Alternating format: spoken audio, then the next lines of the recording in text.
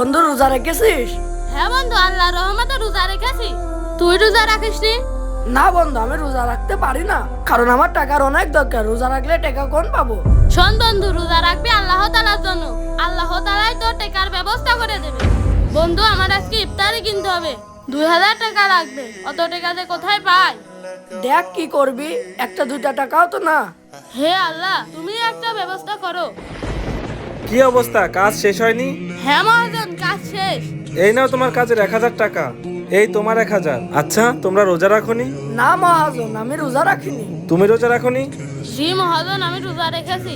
কি, তুমি রোজা রেখে কাজ করতে এসেছো? জি মহাজন, আমরা তো গরিব মানুষ। আচ্ছা নাও, এই 1000 টাকা আমি তোমাকে খুশি হয়ে দিলাম। দেখলি বন্ধু, আমি তোকে বললাম না? এই দেখ, আল্লাহ তাআলা আমাকে 2000 টাকারই ব্যবস্থা করে দিল, শুধুমাত্র রোজার বরকতে। এই রমজানে তোমরা কে কয়টা রোজা রাখবে কমেন্ট করে জানাও, আর সাবস্ক্রাইব করো।